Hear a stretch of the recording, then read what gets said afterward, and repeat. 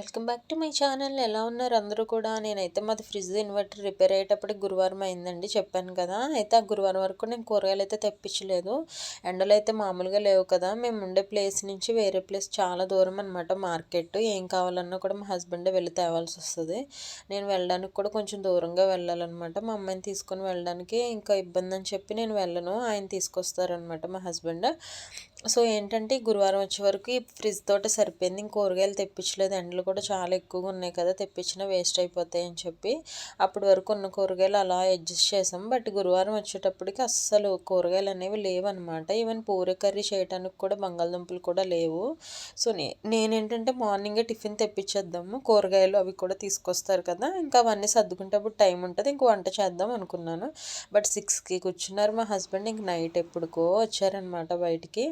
ఇంకా అలాగా మధ్యలో ఎప్పుడో అలా 10 మినిట్స్ 5 మినిట్స్ అలా బయటకు వచ్చేవారు. ఒక్కొక్కసారి ఏంటో వర్క్ ఫుల్గా ఉంటుంది, అస్సలు కుదరదు అనమాట. నిన్న ఇవాళ కూడా సేమ్ పరిస్థితి. సో బంగాళదుంప లేకుండా పూరీ కర్రీ చేసేసాను. ఆయిల్ కూడా చాలా తక్కువ ఉంది. ఇదే ఫస్ట్ టైం అనమాట నాకు పూరి పొంగకుండా రావడం, అప్పుడల్లా వచ్చాయి. ఆయిల్ లేకపోవడం వల్ల ఆయిల్ తోటి ఇంక అందరికీ కాల్చేసాను, తినేసామన్నమాట.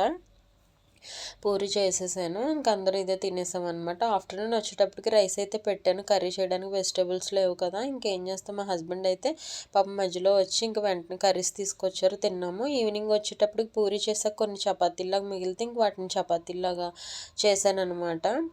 చేస్తే మా హస్బెండ్ మా అత్తయ్య తిన్నారు. మళ్ళీ మా అమ్మాయికి నాకు అన్నం అయితే వండాను. ఇంక మళ్ళీ రేపు కుదురుతుందో కుదరదో, గురువారం శుక్రవారం ఒక్కొక్కసారి అలాగే ఉంటుంది, ఏంటో మంత్లీ వన్స్ అలాగా. ఇంకెందుకులే కుదురుద్దో లేదని ఒక గిద్ద అయితే మినపగుళ్ళు ఉంటే అవి ఇడ్లీ పిండి కింద వేసుకున్నాను అనమాట. ఇంక అదే మార్నింగ్ నిజంగా ఈరోజు అయితే ఇంక అసలు ఆయనకి అసలు బయటికి రావడానికి కూడా అవ్వలేదు, కర్రీ తేవడానికి కూడా కుదరలేదు. ఆ పిండి వేసుకోవడం మంచిదైందనమాట. ఇడ్లీ చేసేసి చట్నీ చేశాను. ఆ తర్వాత అయితే 12:30 వరకు వెయిట్ చేశాను, వస్తారేమో కర్రీ తీసుకొస్తారేమో అని. వెజిటేబుల్స్ తేవడానికి అవ్వలేదు, కర్రీ తేవడానికి అవ్వలేదు. ఇంకేం చేస్తాం, ఆనియన్ రైస్ లాగా తాలింపు వేసాను అనమాట. అయితే ఒక నిమ్మకాయ ఉంటే అది పిండాను. దీన్ని ఆనియన్ రైస్ అనొచ్చు, తాలింపు రైస్ అని కూడా అంటారు. ఈ తాలింపు రైస్ అయితే మా హస్బెండ్కి చాలా ఇష్టం అనమాట. ఇందులో బ్రౌన్ రైస్ వైట్ రైస్ కూడా యాడ్ చేశాను. ఈ మధ్య అన్నం ఏంటో మిగిలిపోతుంది, ఈవినింగ్ నేనే తినాల్సి వస్తుంది, వీళ్ళు టిఫిన్స్ కదా, మా అమ్మాయికి ఏం వేడిగా వండుతాను అని తక్కువ వండితే అస్సలు సరిపోలేదనమాట. అన్ని డబుల్ పనులు.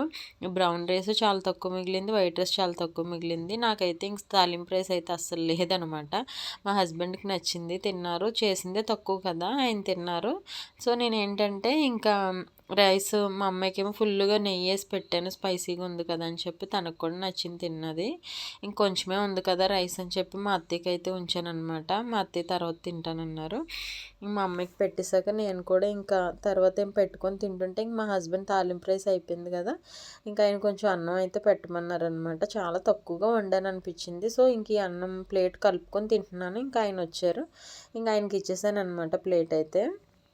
ఆ తర్వాత మళ్ళీ నేను ఒక గిద్ద రైస్ వండుకొని తిన్నాను. మళ్ళీ నేను ఇంకా ఆవకాయ పచ్చడి వేసుకొని తిన్నాను అనమాట. కొంచెం తాలింపు రైస్ టేస్ట్కి అయితే పెట్టుకున్నాను, కొంచెం బ్రౌన్ రైస్ కొంచెం వైట్ రైస్ అయితే పెట్టుకొని తింటూ ఉన్నప్పుడు వచ్చారు. ఇంకా ఆయనకి ప్లేట్ ఇచ్చేసాను. ఆయన పచ్చడి వేసుకొని తిని కొంచెం పెరిగేసుకొని తినేసారనమాట. తర్వాత నేనైతే తింటున్నప్పుడు ఇంక మా అమ్మాయి వచ్చింది రెడీగా ఆవకాయ ముక్క కోసం. కారం అయితే తినదు కానీ ఆవకాయ ముక్క అంటే చాలా ఇష్టం అనమాట. ఇంకా ఆవకాయ ముక్క అయితే తీసుకొని తినేసింది తను కూడా.